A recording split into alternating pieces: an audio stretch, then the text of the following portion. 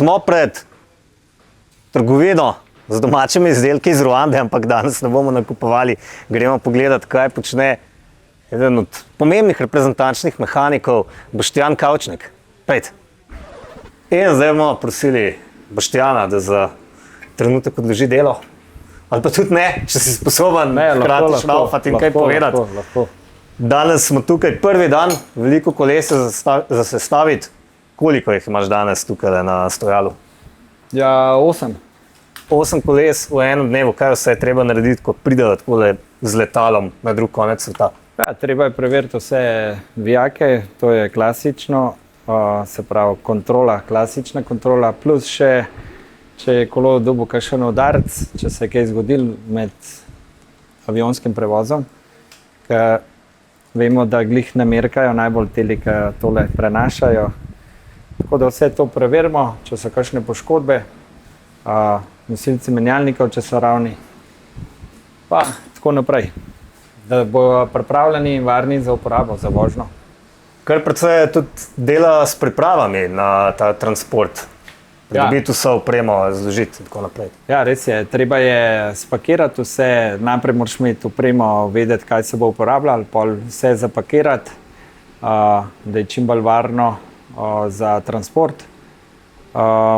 Pa, ko pridemo sem, pa samo upamo, da ni kakšnih posledic oziroma kakšnih težav, poškodb. Opazil sem prej, da uporabljaš momentni ključ, navorni ključ po slovensko. Ja. Tako izkušen mehanik, pa vseeno, se pravi, je le pomembno ravno prav zategniti vijake. Ja, res je. Jaz mislim, da orodje je bilo narejeno z namenom, čeprav kakšni izkušeni mehaniki pravijo, jaz imam ugraviranega v zapestju, ampak ko se enkrat nekaj zgodi, da se nekaj poškoduje, to zapestje ne more pokazati, če je bilo dobro zategnjeno. V glavnem, zmer se vse vijake preveri z moment ključem, navornim ključem. Kako smo že Navorni ključ. Ja.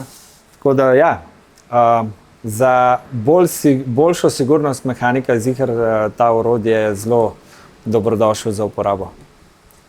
Razmere za delo so dobre?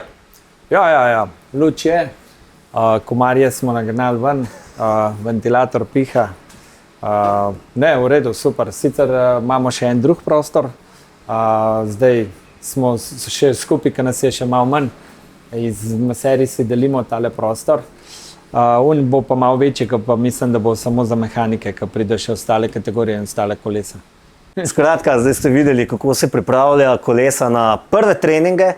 Če vas zanima še več takih vsebin, seveda sledite Kolesarski zvezi Slovenije na Instagramu, Facebooku, YouTubeu, spletni strani in še kje. Se vidimo kmalu.